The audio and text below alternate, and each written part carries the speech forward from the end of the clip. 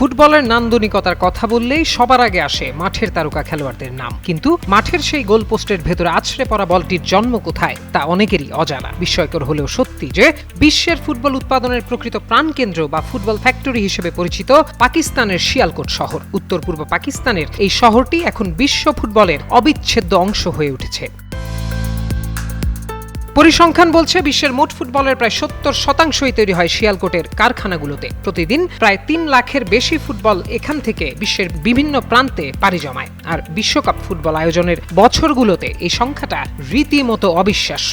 বিশ্বকাপের মৌসুমে প্রায় 4 কোটি ফুটবল রপ্তানি করে এই শহর। আসল ফল থেকে তৈরি, সম্পূর্ণ প্রিজারভেটিভ মুক্ত ফ্রুটিকা, পিওর মানে ফ্রুটিকা।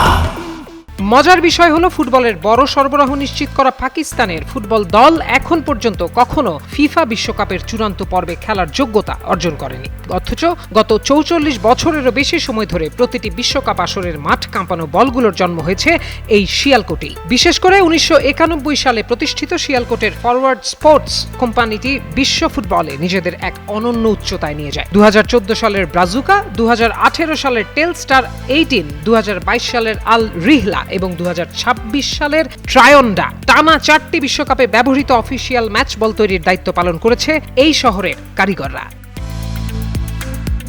একদিকে দেশের জাতীয় ফুটবল দলের বৈশ্বিক মঞ্চে না থাকার আক্ষেপ, অন্যদিকে বিশ্বের প্রতিটি বড় ফুটবল টুর্নামেন্টে অবিচ্ছেদ্য অংশ হয়ে থাকা এই দ্বৈরথই শিয়ালকোটকে দিয়েছে এক অদ্ভুত পরিচয়। খেলার মাঠে হয়তো খেলোয়াড়দের পায়ের জাদুতে গোল আসে, কিন্তু সেই জাদুর কারিগর হিসেবে নেপথ্যে নিরলস কাজ করে যাচ্ছে পাকিস্তানের এই শহর। ফুটবল বিশ্বের অঘোষিত এই কারখানা তাই আজ বিশ্ব ক্রীড়াঙ্গনে এক অনন্য ও গৌরবময় নাম।